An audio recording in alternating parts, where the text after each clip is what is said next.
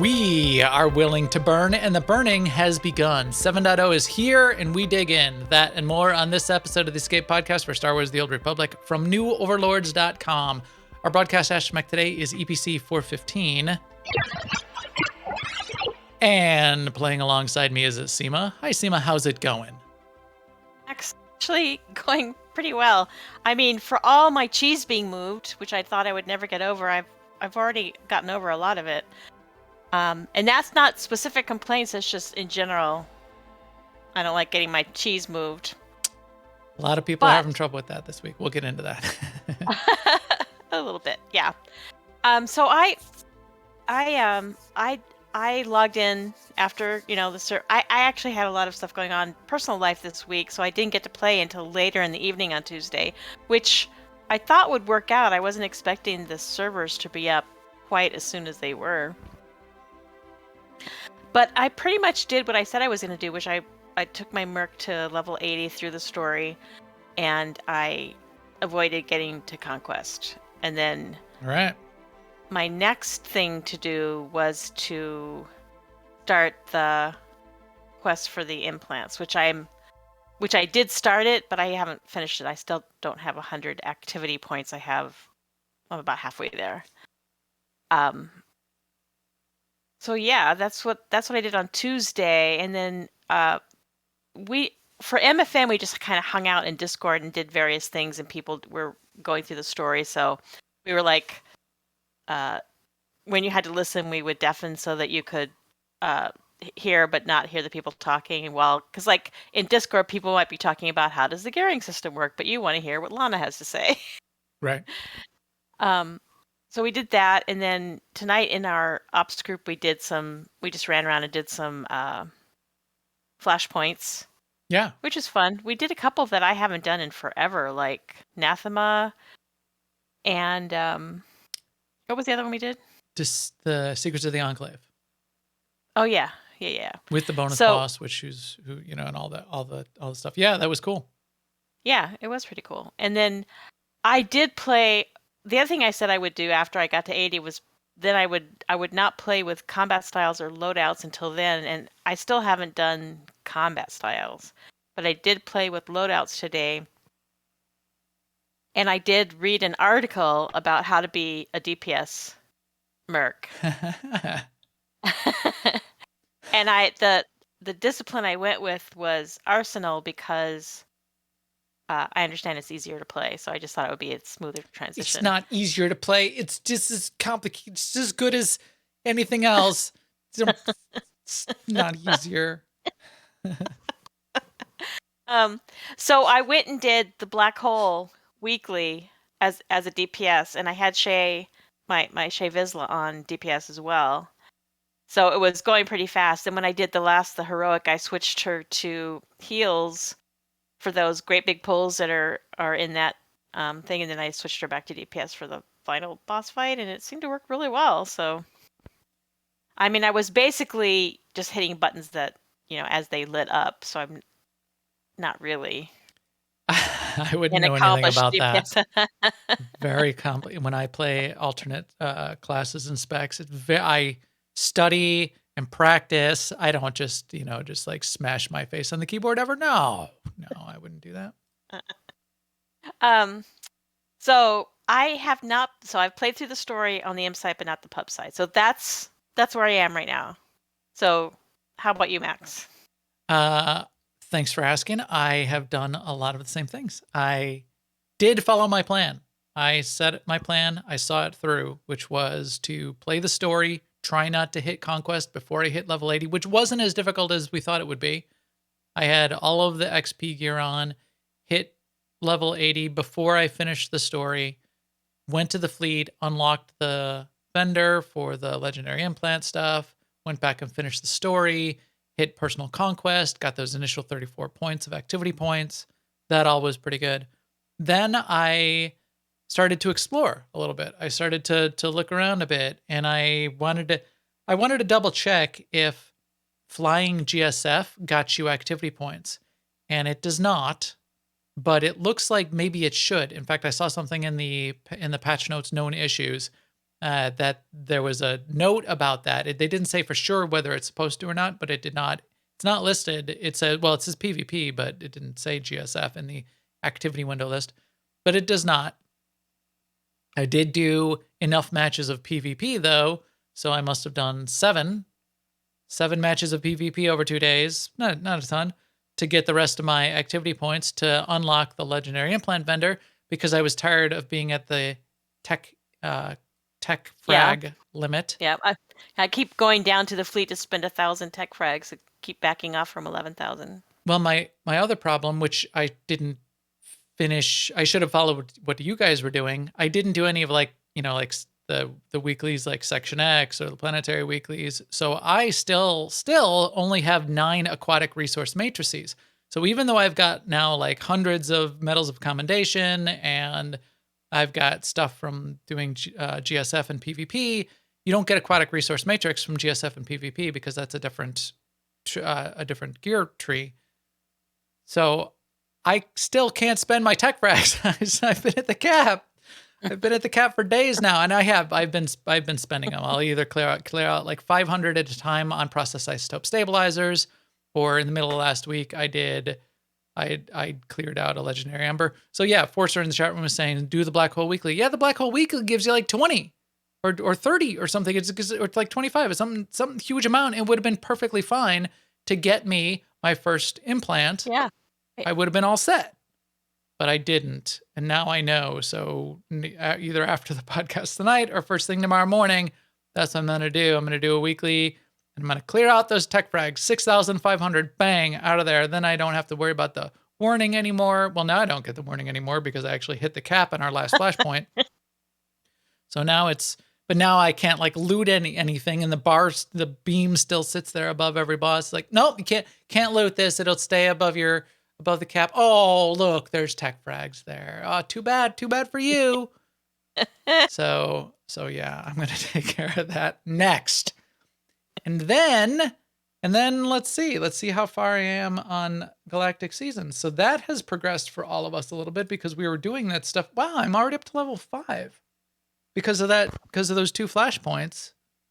or maybe all the PvP because I'm at level 2 and I did the flashpoints. Oh. So let's check that. I can look here. I have 4 things checked off. So I've done the daily both days. Or 3 days? 3 days of the daily. How many days? What day is this? What month are we? Where are we? And then if you get 200, so one of the weeklies is get 200 points, right? That's influencing March Across the Galaxy is 200,000 personal conquest points. So that's done. And then I've got 2 other of the weeklies, which is Legacies of the Force, which is complete flashpoints, enough flashpoints to complete the week. The Galactic Season weekly, which is slightly different.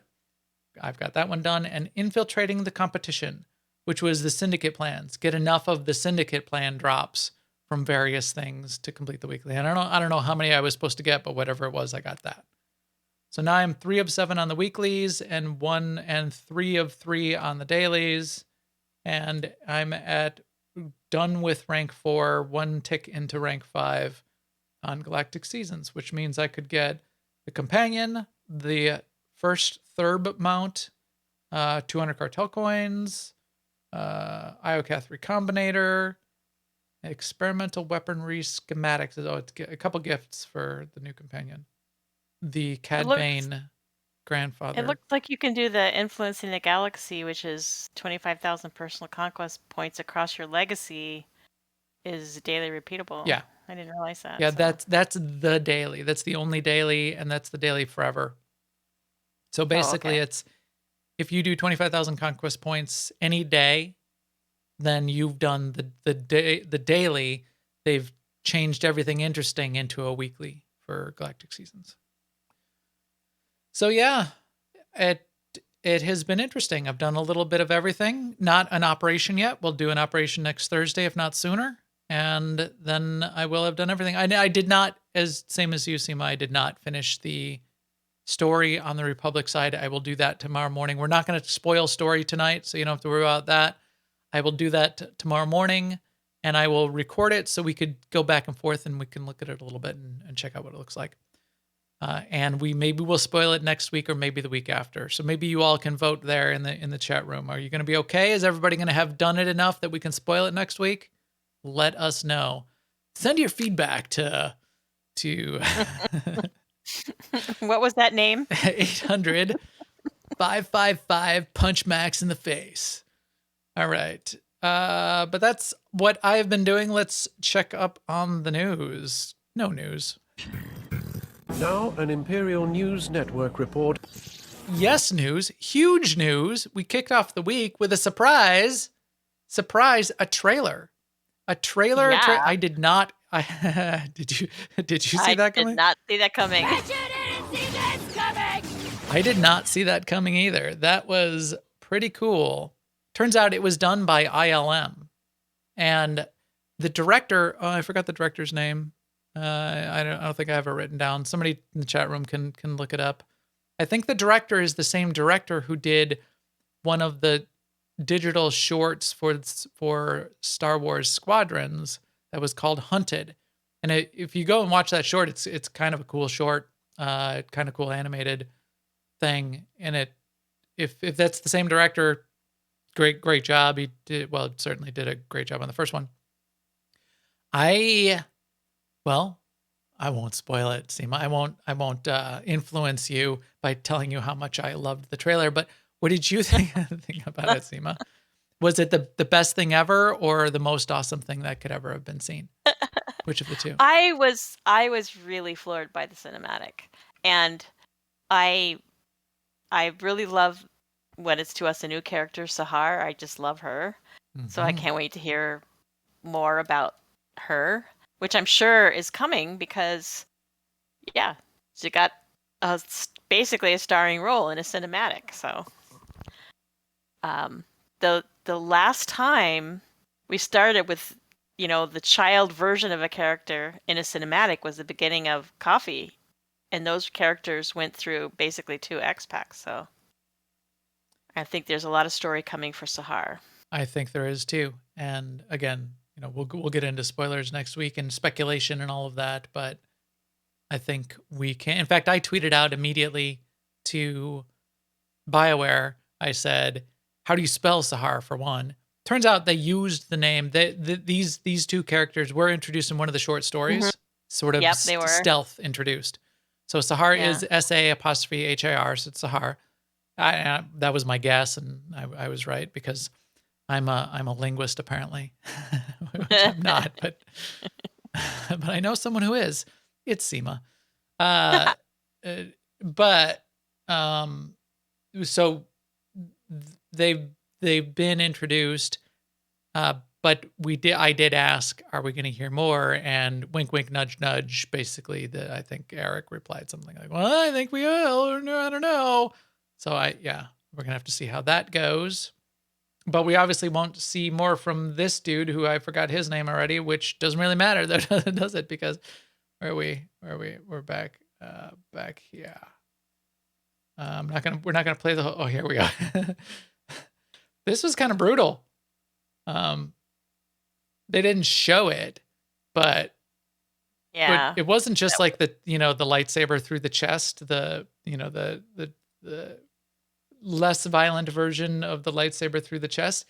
It was a brutal upward swipe strike through the immobilized cold blood murder of this Jedi.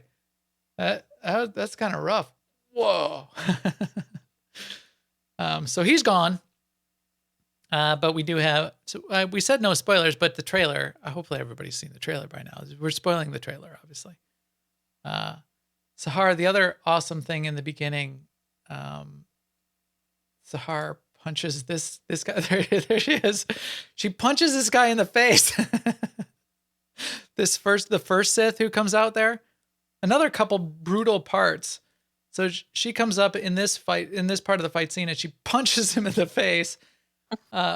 Then she and the Jedi Master, he does his little leap and kicks that falling bit of rock out of the air, which is really cool. And then they fight him for a minute and then kick him against the rocks. And that's when Malgus enters the scene. And Malgus enters the scene by doing the lightsaber through the chest of whoever this This guy Sith is, was. yeah. The last minute before they kick him, I don't know if everyone noticed that they did cut his hand off in the iconic fight-ending move for Jedi battles. So they cut his hand off. But then when Malgus does do his lightsaber through the chest on this guy, it was slightly more brutal than the usual version of that too. He doesn't just like do the straight shot through. He twists it and jams it around. You can see it like tracing a line through the chest there, which is a little more brutal than usual also. But anyway, we'll get into that a little bit more. I didn't mean to do all of this in the news. I got too excited.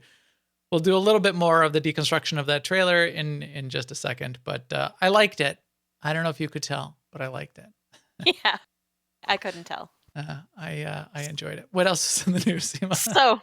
So I mean, it feels funny to say, but yes, we did get 7.0, the drop of 7.0 this week on Tuesday. There has been some extra downtime and some extra maintenances to fix some issues. I think they fixed the keybind issue, which was people's keybinds were getting reset. And there was another issue that they fixed, both of which I didn't really suffer from. I would have gone insane if my keybinds were getting reset because I just depend on them so much. But yeah. Yeah. So yeah. We're going to go through the update and the known issues later on, but just, news item 7.0.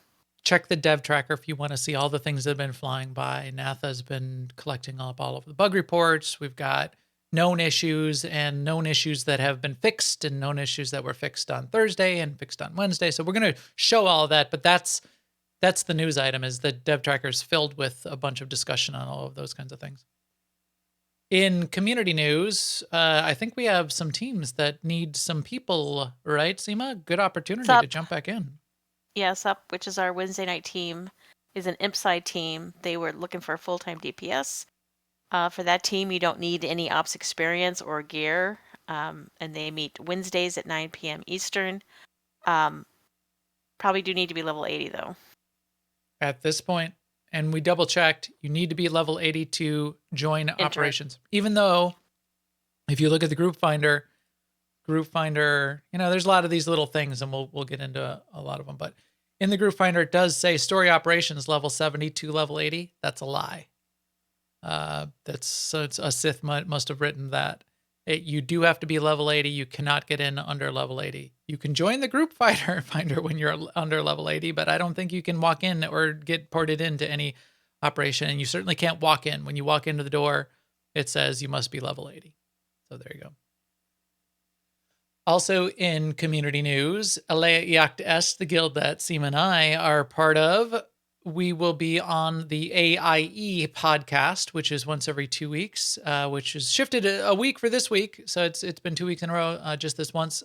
It will be on Sunday. It happens every Sunday, once every 2 weeks at 7 p.m. Central. And either Seema and I or someone else from our leadership team on the SWTOR guild will be on the AIE podcast. They talk about all the games that we've got going on across the community. We've got a bunch of people playing Lost Ark right now. But because we've got 7.0, we are going to be on with Tetsemi, one of our lead officers, and Makala and Mew, our podcast hosts, and talk all about SWTOR and what AIE is doing right now in our SWTOR guild in particular. If you want to find that, there's links on aie-guild.org for the podcast itself.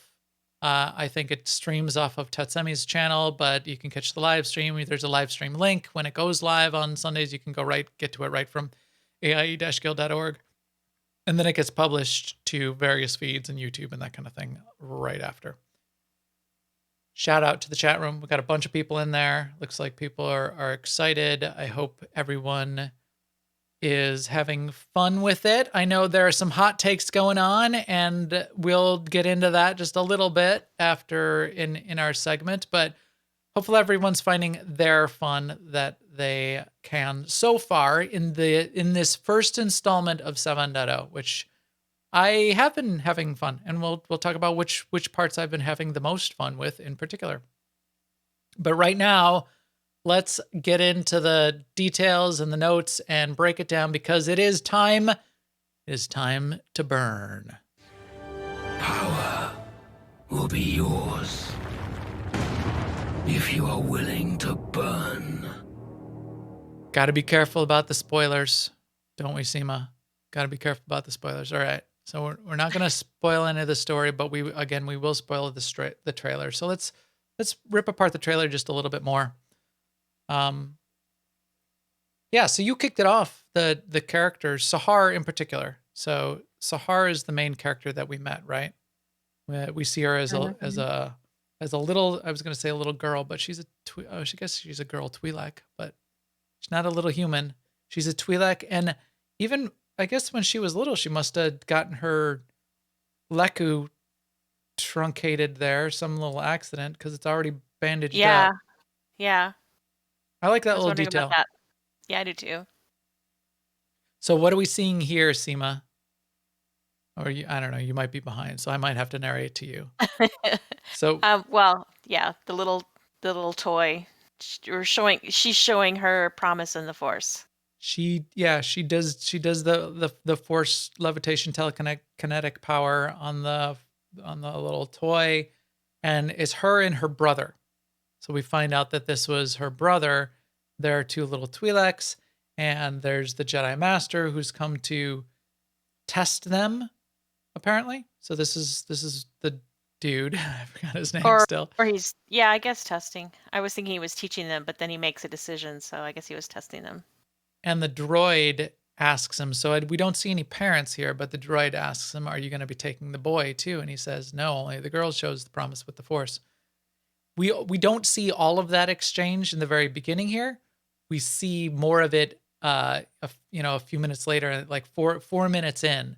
So we just see a little bit of the beginning. We don't see everything that happens here, but more of it is revealed in the flashback that happens 4 minutes later. We just see her sort of get led away by the Master. And then we jump right into the fight. And they're in the ruins, and these are the ruins on Elam. And it's the Master and Sahar fighting an unnamed Sith. Does anyone, chat room, you can tell me if that's got a name, but I never saw a name for this Sith and haven't seen it before. It's half cybernetic. It's got a cybernetic arm. But pretty cool looking Sith. And Sith are always, do you ever notice this in the fight scenes? Sith always hold their own pretty well against two. They're always like fighting two Jedi at a time. And, they tend to lose, but they hold their own pretty well in those fights. That's pretty badass. So did you notice, we can't spoil it. They're on Elam. Let's just say that. They're on Elam. We'll talk more about what happens around this trailer when we talk about what happens in the story. They fight the Sith. The Malgus kills the Sith because at this point it's been revealed that his chains are broken. The Sith looks up at him and calls him a traitor and says, what are you doing here? He is not here on behalf of the Empire. He does not care about the Sith. He's willing to kill the Sith and the Jedi. Did you see her little smile there? Yeah. So they're in front of this big, what the Jedi calls the big device or machine. And the Jedi then is going to hold off Malgus and tells Sahar, go destroy the machine and, and shut it down, destroy it, destroy all trace of it. She jumps up, she jumps away. Malgus shoots lightning at her, and she has that little smirk when she avoids his lightning. I like that. Then there's the lightsaber battle between the Master and Malgus. They're fighting each other. Malgus is a beast. He is tough. But Sahar then walks up to the device, and something happens. So what would you describe when you saw this? Did you key in on what was going on? And by the end of the trailer, we kind of get what's happening. But did you key into it? She steps in that circle and gets the flashback and hears the voice of her brother. Right? So my impression of what was going on here And what we learn is this machine. Oh, and here's stop, pause. We get that screenshot of her eyes.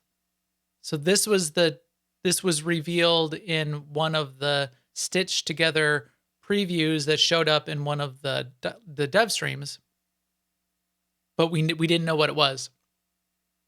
So we've been getting these little drops that have been the reveals of Sahar, but this shot of her eyes showed up for us months ago.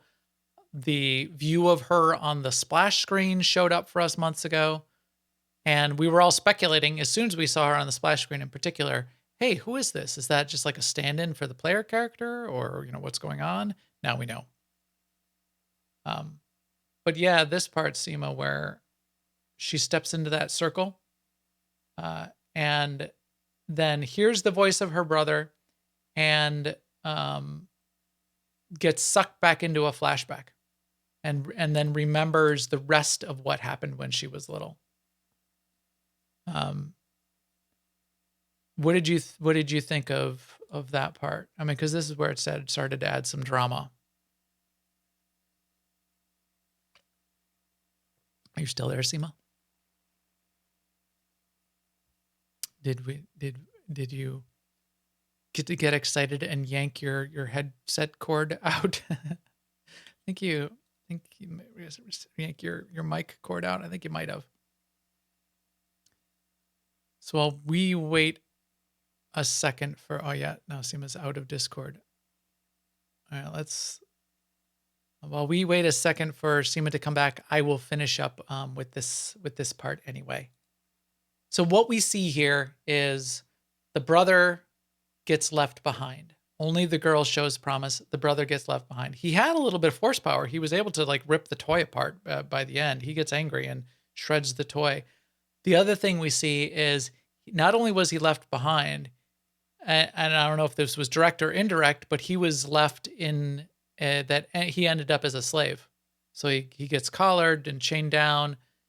That causes Sahar, in that flashback, she realizes what is going on. Malgus taunts and explains that, that the Jedi left her brother behind and they could go and find her brother, all these people that the Jedi are deeming unworthy and leaving. And, from my point of view, the Jedi that are evil, it really kind of paints another, puts another log on that fire of the Jedi not being that great and, great an organization necessarily, and not doing the good for the good of all of us, but for the good of what they need to get done, which is rough. So Sahar then has second thoughts. She realizes that the machine and the plans, because Malgus tells her, can go and contact her brother, and decides that she does not want to give the plans, which popped out of the little vending machine slot in the machine. She does not want to give the plans away so easily. The Jedi Master says, no, I need this. And he tries to destroy it, and she blocks it with her lightsaber. And at that point, Malgus grabs him and yanks him away. And that's where Malgus does the brutal assassination and execution of the Jedi Master. Sahar then tries to fight Malgus. And then Malgus has some really good lines at the end. He leaves Sahar alive. She gets trapped under some rubble even after she fights him, knocks one of his lightsabers away, and he blasts her back, pulls the roof down on her head. And then he says, all your life you've been in a cage. What does he say? He say, find me when you want to break free? Here, let's turn on the volume here.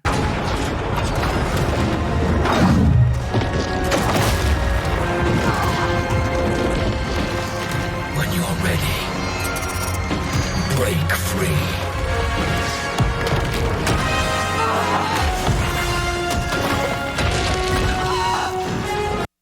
So I'm back. Did you know I was gone? Yeah.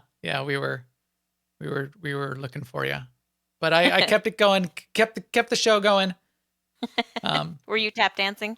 Yeah, a little bit. We figured we'd go through the rest of it since I was chatting away anyway.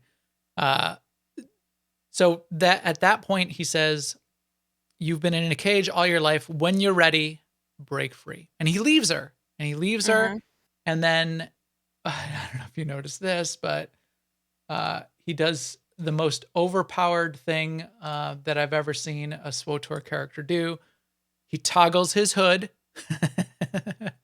Right there. Do you see his hood toggle? Yep. Hood toggle. Hood toggle.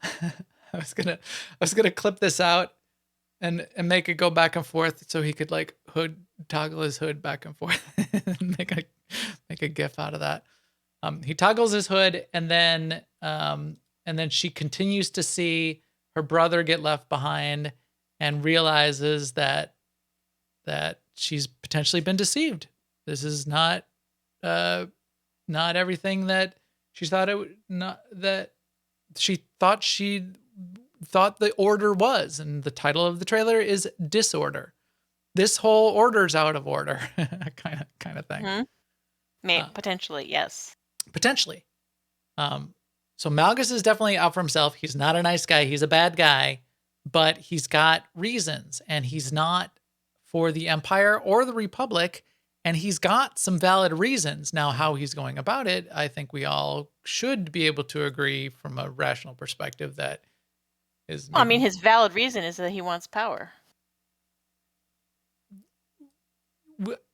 Well, he wants to bring a better order to the galaxy. I would say it's not just power for himself. I think at one point that was maybe true, but I don't know about now. I mean, he hasn't really said recently what he wants, but if he wants to raise an army, well, I guess we'll find out. But yeah, an army could be for order, I suppose. Yeah, I think. I don't think he wants. I don't think his power went down. I think he's more powerful than ever. In fact, that's what Aaron Lanier tells us in the Shadow, the Enclave, the Jedi Enclave. When we're in that flashpoint, she says she thinks he's more powerful than ever. I don't think it's revenge either. I think it's he wants to bring a new galactic order into play.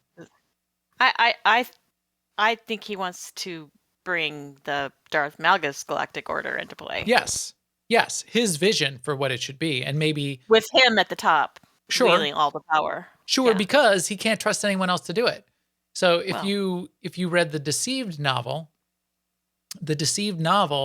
which is the prelude to Star Wars: The Old Republic, the novel that comes right before the start of the game, he was deceived.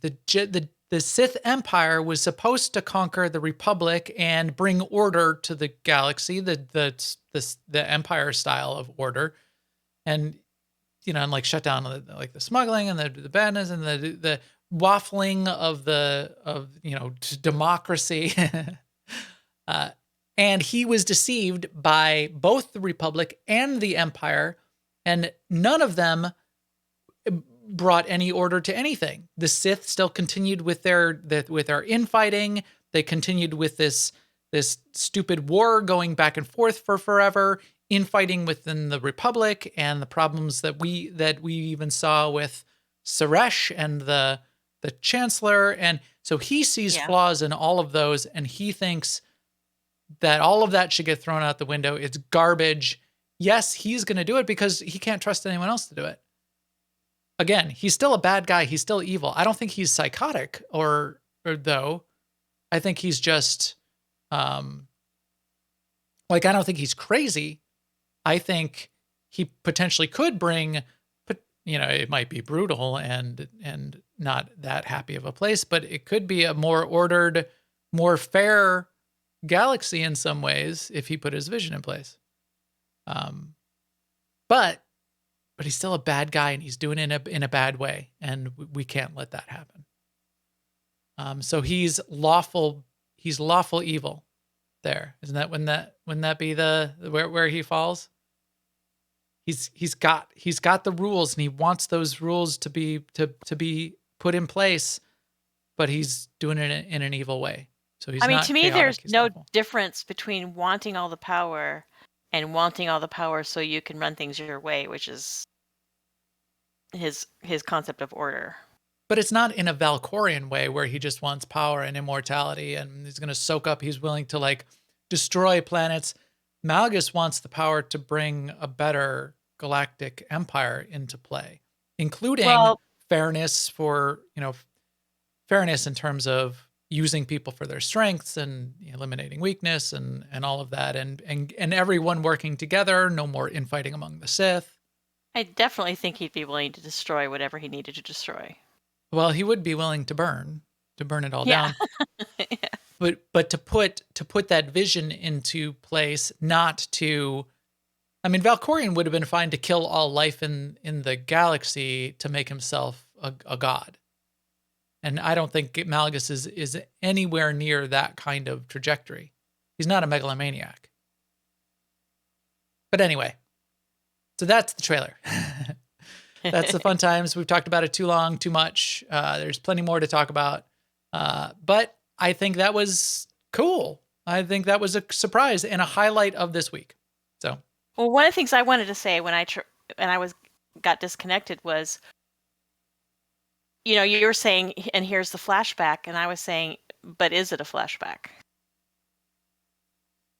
well, she's grown up. Her brother would have to be grown up. It only showed the, No, but was it something created by the machine, oh, or like, no. and just because, Yeah. well, I mean, yeah. just because- I'm and just just saying, no, because I don't Malgus- think that, but it could be. just because Malgus says something doesn't make it true. Correct. So- He would be willing to lie if that served his idea of the greater good. But no, I think what some people have compared it to the Professor X-Men, Professor Xavier's machine, where he can put on the helmet and he can like find mutants out in the world. That's what people are thinking this kind of machine does, is it will Mhm. allow you to reach out and find the people who are Yes. weaker in the Force, the people that are lost, Yes. and track them down. Yes, I get that. I buy Cerebro. Yeah. I buy that. Now you're saying maybe it's not. Maybe it does something else and Malgus is Or lying at this point, or maybe it's not the only thing it does. deceiving us. Oh, that's true. I would buy that it maybe has other purposes, or maybe it can do bad things. Well, even as Cerebro could do bad things in the wrong hands. I mean, right. Yeah. I mean, I'm just saying that it's still potential. We don't know. Right. Just So it's unleashed a mystery. like a lot of people are taking it that, okay, Master Orr has been lying all along because and the evidence is because Malgus said this. Mm. So I'm like, well, Good point. Maybe there are really bad parts of what that machine is capable of, and that's why the Jedi wanted it destroyed. So maybe Malgus is telling the truth that yes, it could find your brother. It could also, wipe out, half the life in the galaxy in the process. And there's really bad parts of it. It was created by an ancient Sith Lord, Darth Nul, and ancient Sith Lords have been known to to do nefarious deeds in the past. So we shouldn't necessarily trust that it's just some completely benign machine at all. Yeah, really good point, Seema. All right. Also, I've been watching The Expanse lately, and nothing is ever what it seems. It's always layers upon The layers. Expanse. You've been watching The Expanse? Uh-huh. Sasake, boss man. It's We'll have really to tune in to the New Overlords Expanse podcast, where we'll get into it, because we just got the final season. It's all wrapped up, and the final book of the series is wrapped up, and they are not the same ending. The seasons ended a few books before the end of the book series. Anyway, here's what happened in 7.0. We got the new storyline, which we will not talk about tonight, which included Manon and Elam. So we'll sort of skip over that for now. Interesting things there. We are, I don't know if people noticed, but we are actually on Manon, the sort of the under siege part of Manon. And we did get, did you, I was really happy to see when we got here, Seema, that it was all stormy and this rough seas and crazy stuff going on here on Manon. Not as stormy of seas as I would have wanted. I would have wanted like big waves crashing over, but still pretty good. What did you think of like the design of the Manon storm? I thought it was mesmerizing, Yeah, and I like the fires and the rain. I like the sky. I've Yeah. seen fire and I've seen rain. I think this really it lives up to the early key art that we saw, I think. I believe so. I think you're right. That's a good point. That early key art was a cool vision of what this should be, and that's I think they realized it in a really nice way. Would you want a stronghold here? Stronghold here in Manon. But yeah, I don't know. I guess we technically do have a stronghold in Manon. Yeah, it's just on it's not in this kind of weather. I want a customization for my existing Manon stronghold that would change the weather to stormy weather. Yeah, customizations for strongholds. What a great idea for our wish list. So we also got Galactic Season 2. What are you thinking so far of your perspective on Galactic Season 2, Seema? So for for this season of season 2, I've just been like doing whatever I was going to do anyway, and it has resulted in not very much, just 2 levels of Galactic Season. So I haven't really started to think about it. I just noticed for the first time tonight that I even gotten anything from it. So I really haven't started in. I really haven't dug in on Galactic Seasons yet. Do you know you're. Yeah. Do you think you're going to pick the same strategy that you did last time? Well, you're just sort of like casually go along, see how it goes, see where you end up? I don't know, because I'm kind of disturbed. My my normal way of doing things is upset, so I don't know how it's going to settle out. Since BioWare, do you hear that? You've upset Seema.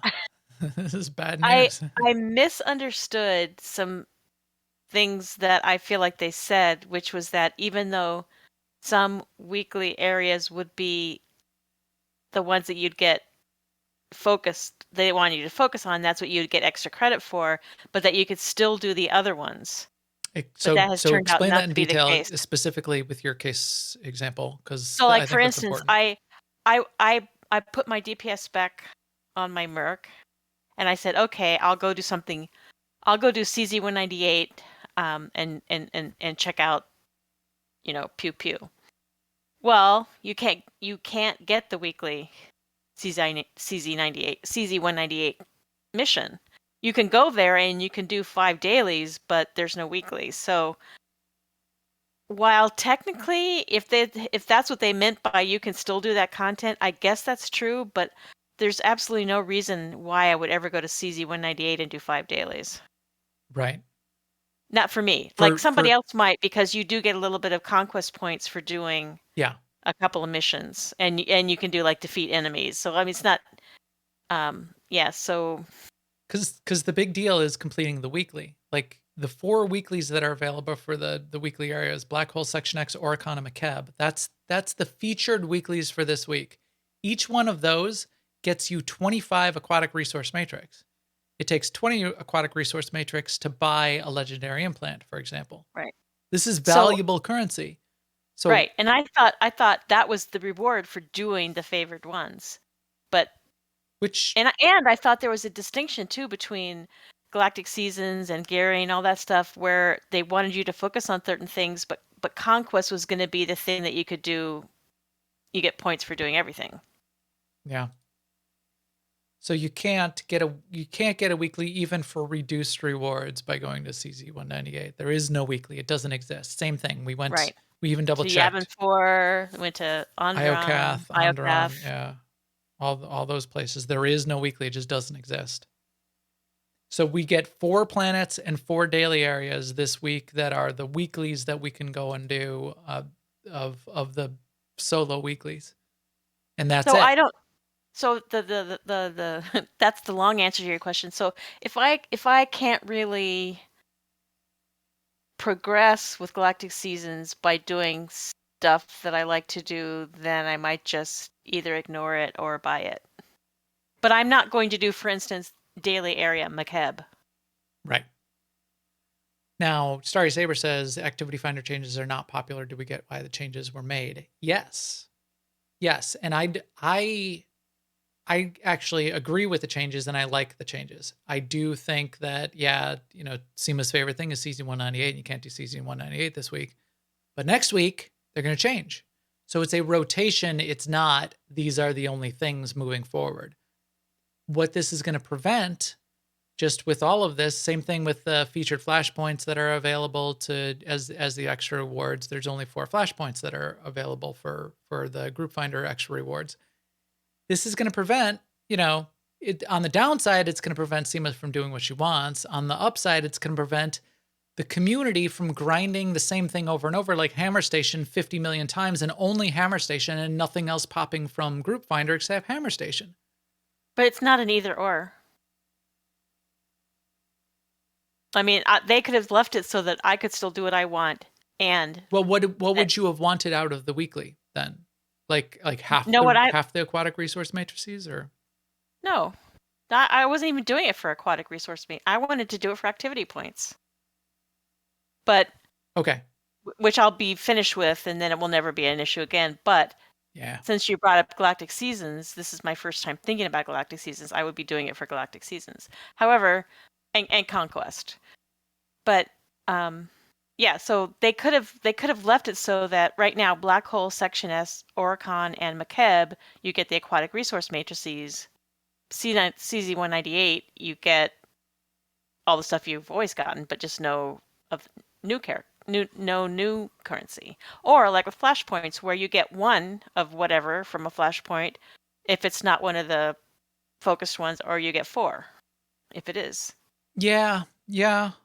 So, as you said, the activity points are going to be gone.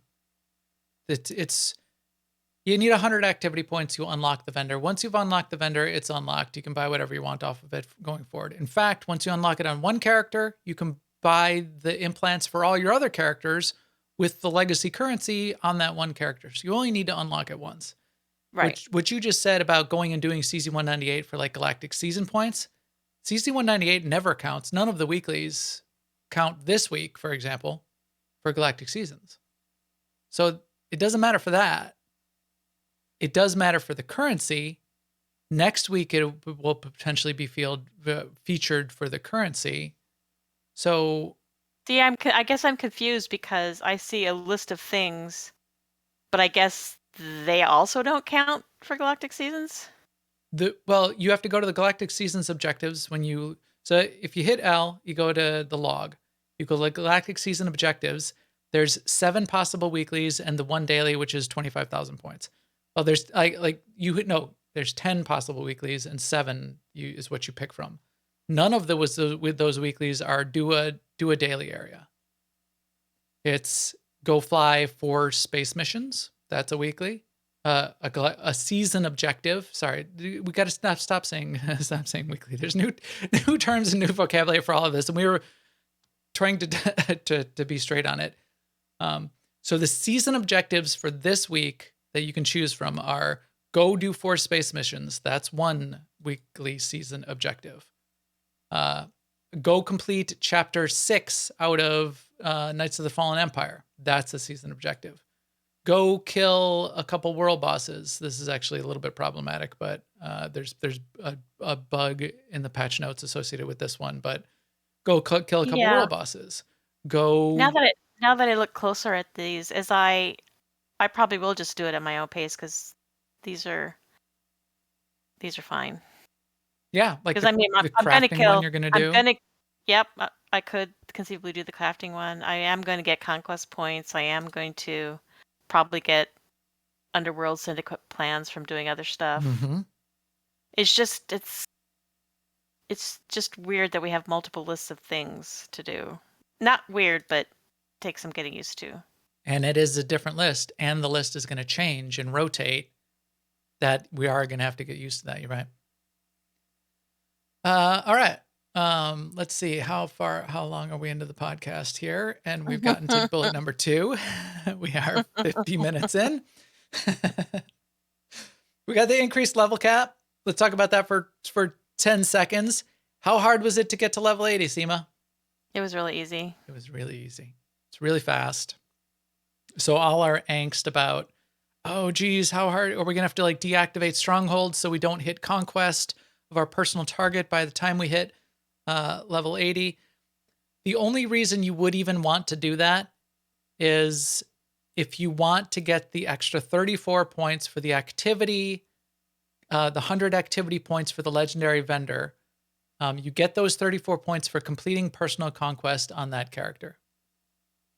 Again, that whole activity point, it's gonna be done like in a couple weeks, and it's you're an never gonna introductory think about thing. it. Yeah, you're never gonna think about it again.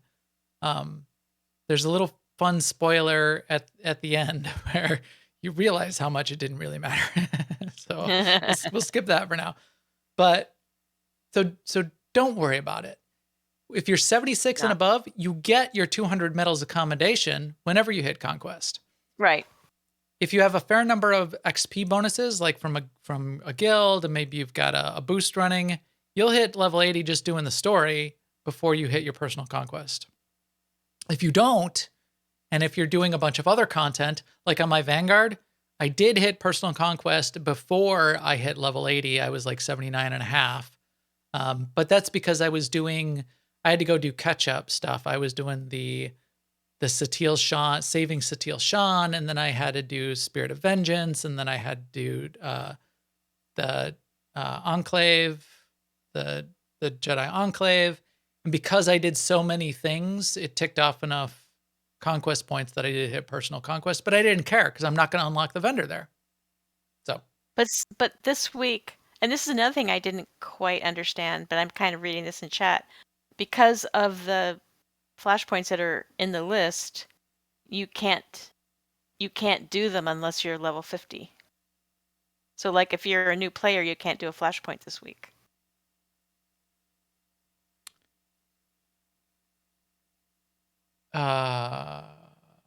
No.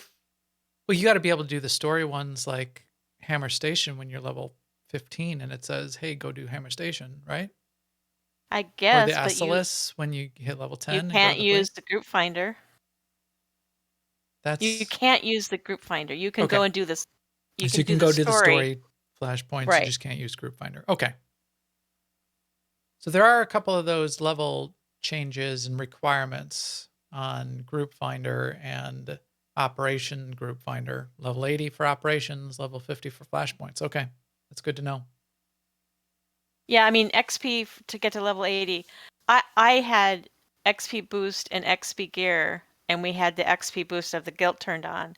But I definitely think you could leave all those things off and still have no trouble getting to level 80. So Forster also said, although you can't queue in the group finder, you can form a group and walk in when you're lower level. So we could confirm that, but that's good to know. That's definitely a step backwards for someone who's new to the game. Right. And especially if they're trying coming to group up on things that other games. Help them level. Yeah. So level cap, don't worry about levels. It's fast as ever. Combat styles. Did you pick a second style on any of your characters? I did. My plan, which I came up with recently, for my trooper is for her combat style to be mercenary. I don't know what I'm going to do on my merc though. I haven't decided, but so I have to we'll skip this one for me because I have not played with combat styles yet. I'm actually that's your plan is exactly my plan for whatever reason. My trooper is my tank. It's a tank. I left it as a tank. I saved its loadout as its tank with its tank gear, and I added the combat style as mercenary. So I could whip out 2 blasters, and then I changed my bar to, you see the character on the screen right now is my mercenary. I changed my bar to exactly what my mercenary is, and I basically get to play the same, my same muscle memory of playing the mercenary on my Vanguard and just destroy stuff and play, which has always been so hard to level up as as Trooper Vanguard. I can't say Vanguard, it's my Trooper. There are classes, there are styles under class. Then you pick your styles under your class. Then you pick your disciplines under your style. Then you pick your ability loadout under your discipline. So my class is Trooper. It's always been difficult to either stay as a tank spec or try to switch out and have a DPS spec on my tank, which then I'm like, it's not been as easy as I've got mercenary, I've got all mercenary gear. I'm just going to put the mercenary stuff and my tank stuff on both of them. And that's what I'm doing. So I haven't switched my mercenary over yet. I'm going to put Vanguard tank as the second spec on my mercenary. That's going to happen. But I liked it. I had so much fun doing that. I didn't think I would have as much. In fact, mostly for me, I thought combat styles were just going to be like that's fine. You know, it's maybe I'll do it. I'll use it here or there, and you know, it's going to be fine. Being able to do that on my Trooper was really fun and felt good and felt rewarding. And being able to set up a loadout for each so I could swap back and forth between them, that felt good. That felt good to me. So that's good. A similar experience with loadouts because I made a DPS spec and loadout. And even though in the past I have created mercenaries or troopers specifically to be a DPS character, I've never really gone back and played them that much. So to be able to do it on my main that I log in with, you know, most days, even though I have like 100,000 characters, that is fun. Exactly. It's fun. And I like doing things on my main and my main characters. Yeah, I do too. Because then you get more of like the achievements or whatever stuff that drops and all that kind of thing. adds You just up. stick it on your It mains all and adds up. just not worry about it. So yeah. Did you see that like the graphics? They really turned up the bloom here and the color palette on Dark Manon.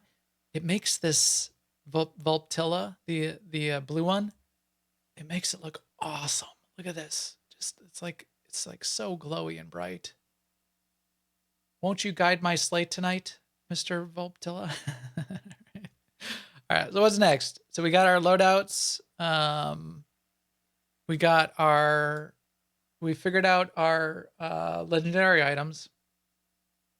I will have that as of tomorrow morning, so that's not bad at all. The longest it would probably take a casual player is 3 weeks, or whatever, two weeks, because it's just 3 resets. You'll do personal conquest this week, you'll do personal conquest next week, and then the following Tuesday you could do personal conquest on that Tuesday, and you'll have all the points to unlock the vendor. Maybe another week after that if you didn't get the 34 points this week. But if you do anything else, you'll get enough that you could do it in like 2 or 3 weeks. Yeah, easily. I haven't heard anyone talking about PvP Season 14, so we'll mostly skip over that for now. But that has started. So if anyone is a ranked PvP player, that's up and running. I'm surprised they didn't give them a little bit of time to sort of gear up. But that's out there and going. And then there's just, so those are the main bullet points, but then there's the peripheral stuff like the gear. Wait, I don't understand because that bullet point says PvP Season 14 has ended. And 15 comes later this year. Oh, okay. Yeah, you're right. I made a mistake. That is what I would have expected. What they typically do, and it is what they're doing. So I didn't realize that. I just looked at this and figured out, why would you list that as a big bullet point? The big bullet point should have been PvP Season 15. But it should, the PvP season shouldn't start at the beginning of an expansion when you have a new level and new gear. Because what you need to have for ranked PvPers is that margin for them to be able to gear up and get all their gear, get everything set how they want, and then start the competitive season. So Sir Galahard says that Nar Shaddaa Nightlife is over. Well, that should be a bullet point here then. Why didn't they list that? That's news I could use. Okay. All right. So that makes sense. So ranked PvPers, it has not started yet. I take that back. Wind that back in. We'll edit it out. No, we won't. Season 15 is what you should be preparing for, and it's going to come maybe by 7.1 or 7.2. Okay, makes sense. But then the bigger thing around all of this too is the general stuff that sort of has changed along the way. Gearing, for one, and the abilities and the ability trees and the abilities we kind of lost for the other. Where are you at on both of those, Seema? Let's sort of focus on that a bit, because that's sort of like a big point of contention, I would say, and some hot takes are going on around some of that stuff right now too.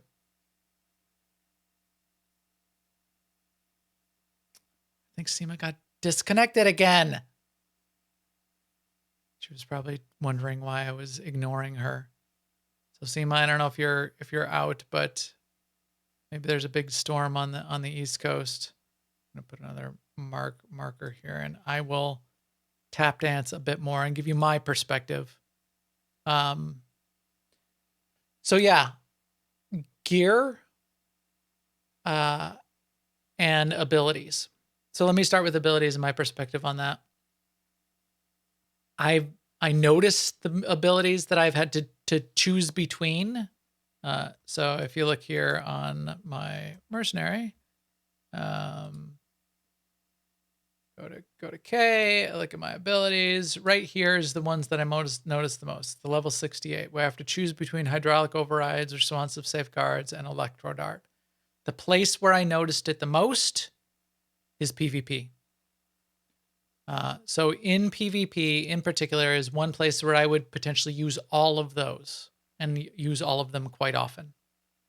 So that's the place where I noticed it. But in the few other instances where I noticed it other place, or even in PvP, it's made me have to have an interesting choice and the opportunity to create a loadout that would customize the way my abilities are selected and which of those I wanted to take for a particular situation and how I wanted to play at the moment. So in that way, I don't think it's too bad. It's not feeling too bad to me. Other people may, for other disciplines, may be feeling much more impacted. For my mercenary, the impact is minimal. And in the places where I have been impacted, where I've been missing, I wouldn't say I've been missing it, Bob, but where I have been missing an ability, it's more been a mindful choice than it has been a point of something that would make me angry. Gear is the other place. A whole lot of, why are they changing the gear system? Why does gear work the way it does? Gear has been another place where I have not minded the opportunity to figure out what my gear progression is going to look like and how I'm going to go after new gear. And yes, there are a few different paths. And yes, I'm going to be going and getting some gear from operations, and I'm going to be getting some gear and upgrading it through the conquest system. And I have gotten some upgrades already. I've got a 322 relic here, and I've got some of the Supreme Decurion set and some of the Elite Decurion set, which are flashpoint drops. Chat room saying my guns look tiny. Yes, that's you want a hot take. my guns not being in the outfitter is driving me crazy. That aside, I haven't minded the opportunity to do a little bit of MMO, put a little bit of MMO back in my, MMORPG back in my MMO, where I have these new gear tiers and I got to figure out which pieces I'm going to upgrade where and when and how and what that's going to look like and what I'm going to do to get there. I like it. I like that we've got that there.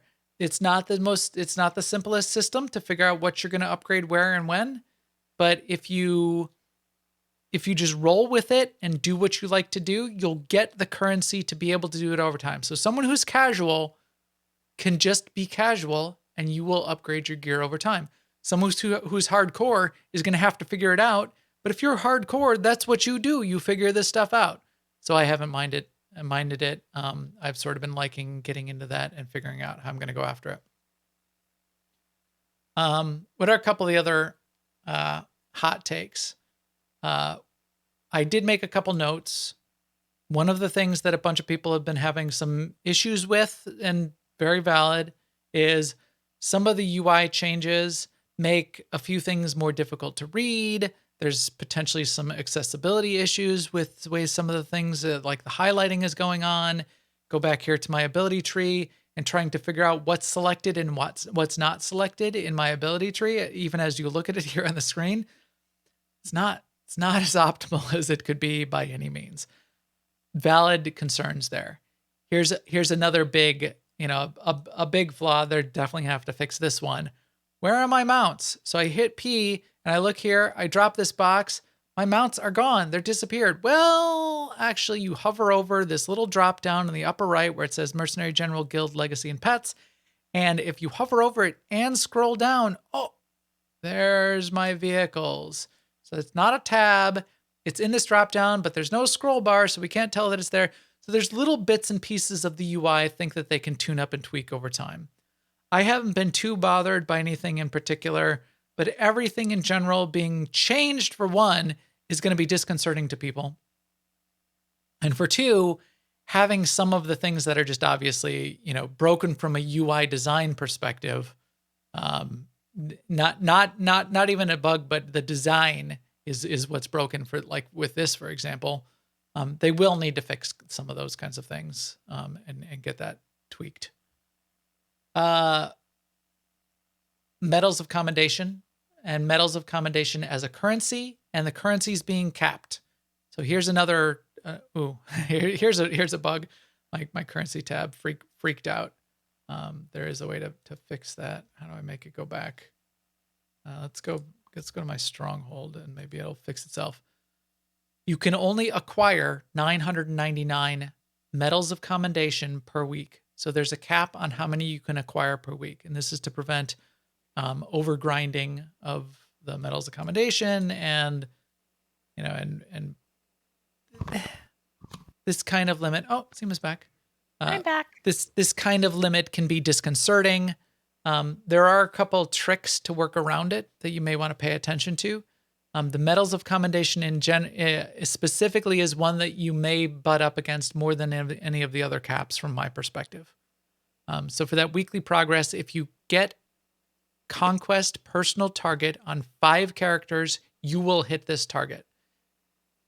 Hitting personal conquest is not the only place you'll get Medals of Commendation, however. You will also get Medals of Commendation from some of the other activities. You'll get Medals of Commendation for deconstructing gear. So here's a trick.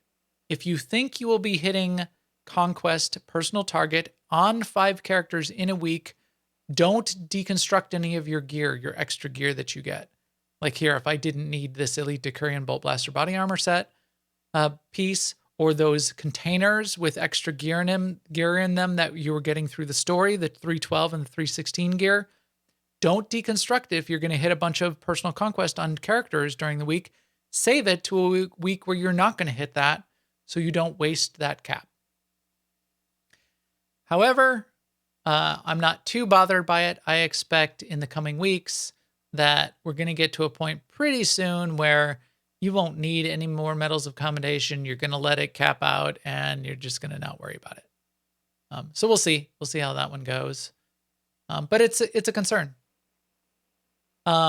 Slightly similar with the don't open the box thing. If you pick a second style, what they will give you is a box of gear that matches that second style, especially because the weapons you might not have. If you're on, like you say, a mercenary and you add a commando, you might not have a commando assault cannon. So they'll give you a box. The trick there is don't open that box until you get to level 80, because then you will get level appropriate gear and you won't be getting, old, 200 level gear because you opened that too soon.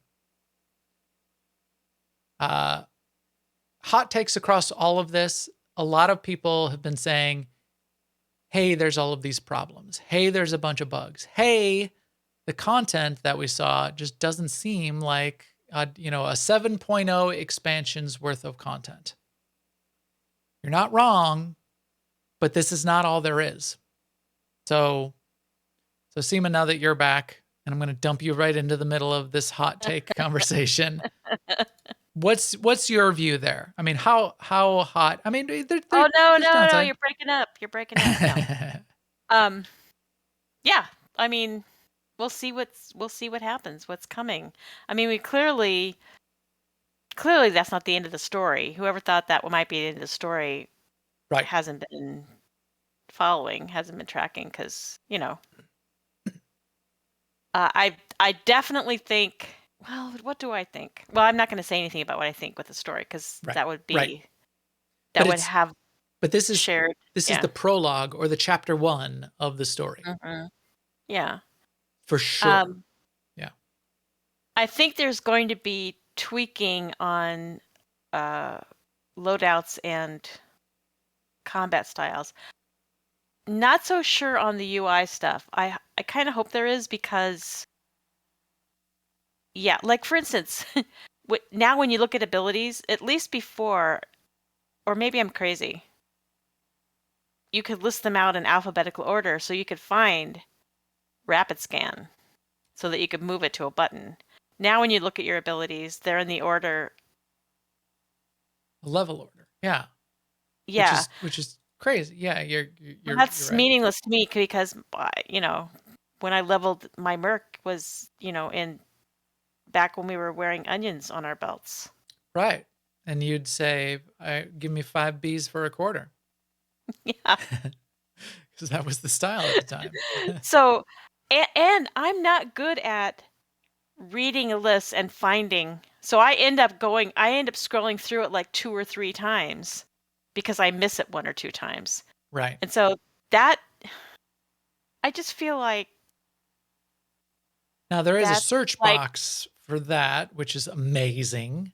But I don't know the names of any of my abilities, so that doesn't necessarily. Actually, in some that ways much that either. does help, right? Too, like if I do happen to know, like, yeah, well, like 6 of my abilities are something scan, right? Right. So I guess I could put scan in there, and that would be helpful. Right. That's a good point. Yeah, I like that. Does help. But little things like that. It's like, why is it? If you want to put it in a certain order, then why can't I put it in other orders too? I mean, what's the? Right. Why is that always a hang up? Okay, there's no why. Ordering and sorting. That's Yeah, always been a ordering and hang-up, yeah. sorting. And the inventory still has the sort by quality, quantity, and whatever the third meaningless thing is. Compact, quality, value, and quantity. And if you do compact, it also shuffles it. It doesn't. All of them shuffle it.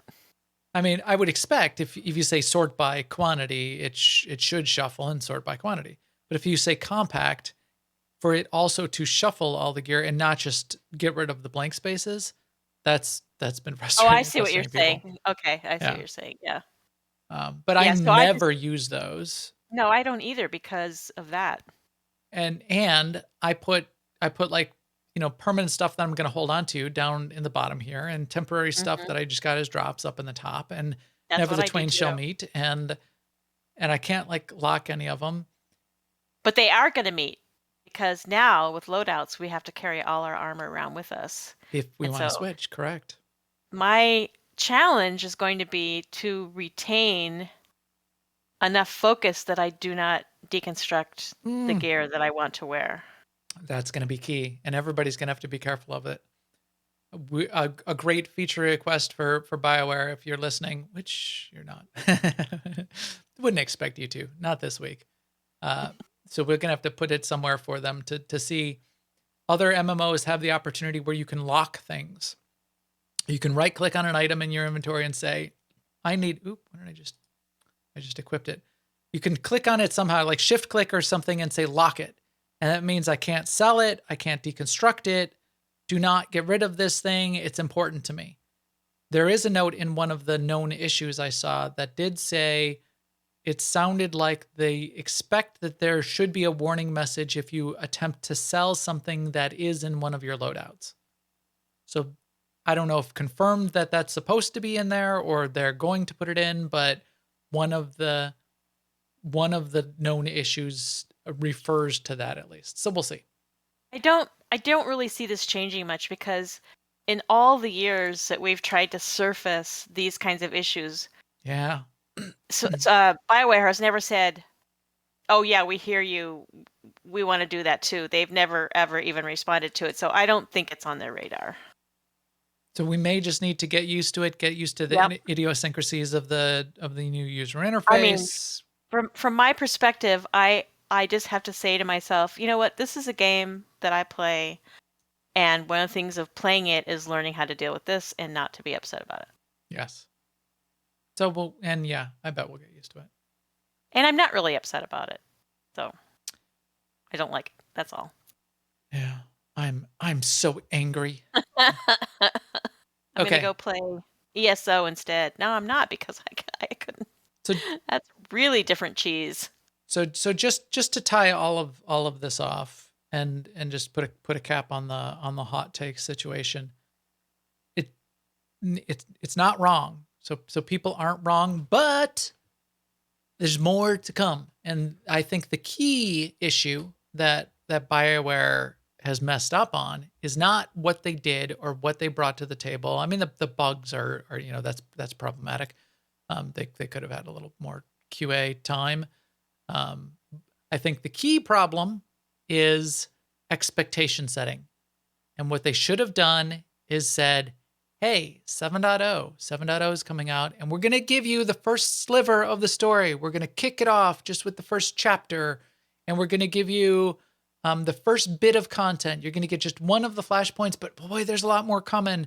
We're going to, just make it really clear and reinforce that. And the day it comes out, also get on a dev stream and say, hey, we gave you the first little sliver today, but don't forget, we've got 7.1 and the anomaly, R4 anomaly is coming out. You're going to get an operation. And boy, there's a couple other things coming in 7.2 that, you should keep an eye out on. And setting that expectation, putting that roadmap out there, reminding people that this isn't all there is, I think would go a long, long way.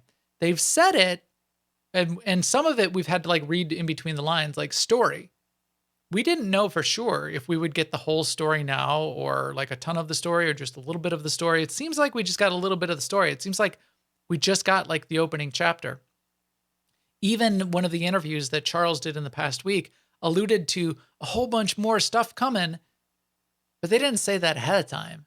So you could see how people could get in, play the story that was made available and go, is that it? Is this all of 7.0? Well, 7.0 is different than 7.1. Is this all of 7.x? No. 7.x is going to be a long journey. This is the whole 10th anniversary is going to take the whole year. And Keith said that, but I don't think we all as a community really internalized what that means. And that's where we need to get our minds ahead of this. I know a lot of people could be listening to this now and thinking that we're fanboys or and girls. I mean, I have a little soapbox here too, and you can call me a Care Bear or a Pollyanna or whatever, but the criticisms of 7.0, like you said, they're not wrong.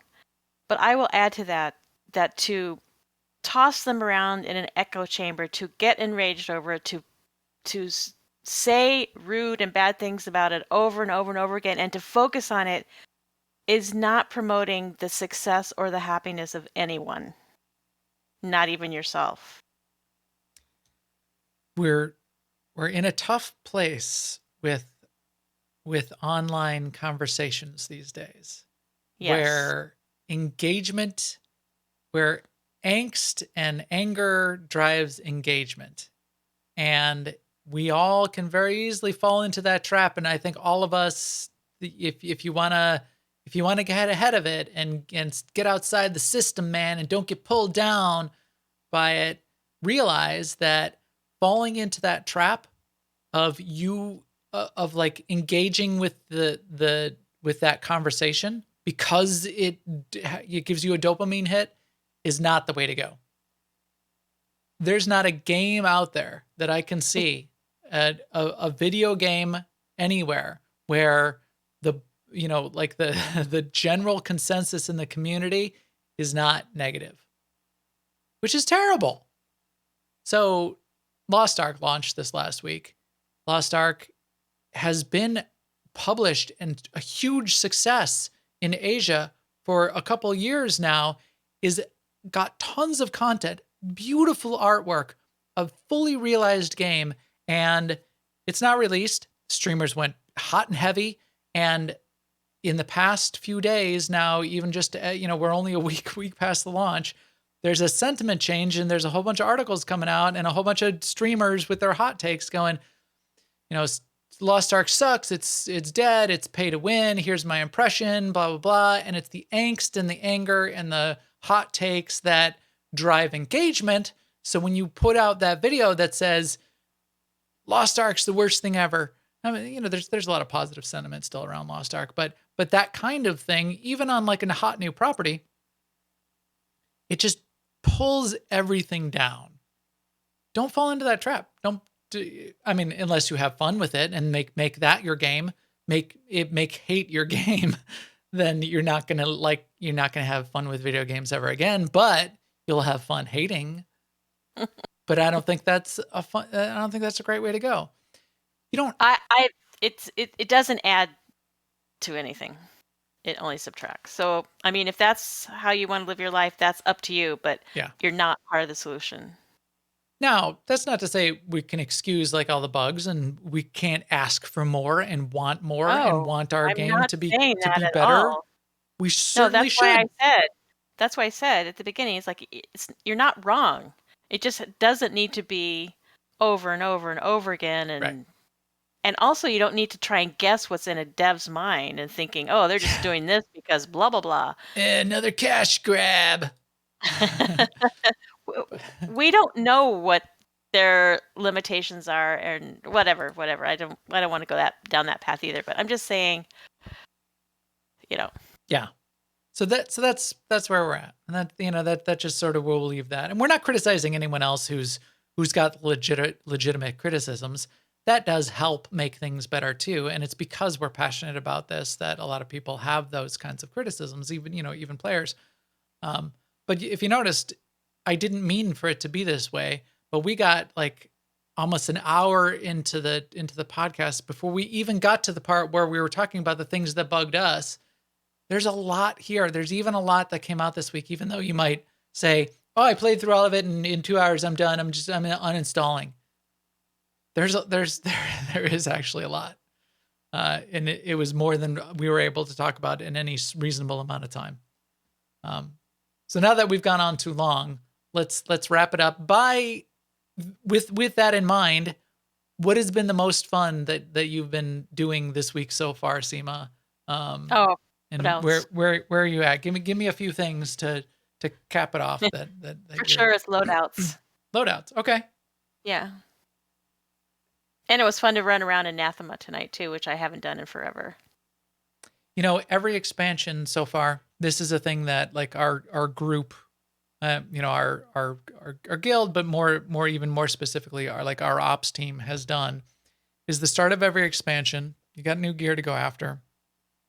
We end up running flashpoints for a couple weeks, and it's fun. It's fun. I had fun. Did you have fun? I had fun. You said it. Yes, I did. Exactly. So yeah, that was fun. Second style on my Vanguard, my trooper in particular. I really liked that. And then I mentioned this earlier. I like the gearing. It could be the most convoluted, ridiculous system. Part of me is still going to like it because that's the MMO. That's the figure out. Now I got to figure this whole thing out. I got to figure out the puzzle. I like puzzles.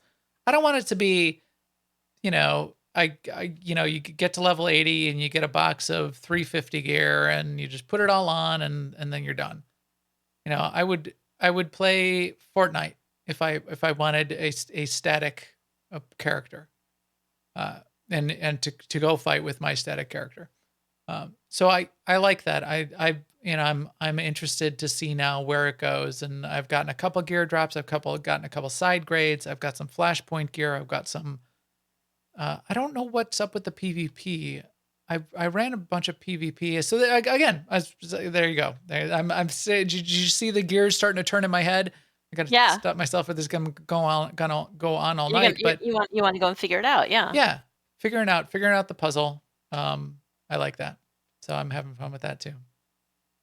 And then, as we said, the last couple notes that I had was look ahead. There's more stuff coming. We got a ton more story that I'm sure we're going to see more of what's up with Sahar and where that's going. We'll talk about the story that we've seen so far, just sort of the first chapter and scratching the surface when we get to that. R4 Anomaly, that should show up on the PTS any day. They're planning on that to be on the PTS, and then 7.1 should be coming, hopefully, I'm predicting, to end of March at this point, because they're going to have it on the PTS for a couple weeks, and then a couple weeks after that is when it'll get released. But I'm sure Matt Pusevich has got R4 mostly ready to go. I can't wait to see that. There's going to be a new daily area. We haven't gotten the dailies from Manon yet. We're going to see what that looks like. And then we've gotten hints that there's more beyond that. And I'm interested to see where that goes. And Max is wanting to get his burning weapons back again. Weapons in the Outfitter, that's coming in 7.1 also. Well, it better be. They promised it in 7.1. I need my big guns back because it's the big guns for the gun show. Need my big guns. Get them back. That's what I'm talking about. You got it. You're right, Seema. All right. So there we go. That's where we're at. That's our cold take, because it's not a hot take. It's cold and calculated. Chill take. So with that, we can take our EPC 415 droid, 415, jeez. 415, kick out an airlock, broadcast this first podcast of 7.0, get it out there for all of you. If you'd like to hear more, subscribe on YouTube and Twitch, do the follows, do all of those things. That's going to become more important for us moving forward. Follow me on Twitter at MaxTheGray if you want the feed there. Get in our guild Discord if you want to see where some of our notes on the podcast are going as well. That's aie-guild.org. You can get to the guild Discord link in the upper right there. And if you know anybody that should be following us or listening to the podcast, give us a shout out to those people. Tell them to come find us in any of the places just mentioned, or jump in the game, Starforge. We've got a guild on both the Republic and the Imperial side, and we would love to have you there. And with that, we'll talk to you soon. Later, all you excellent people.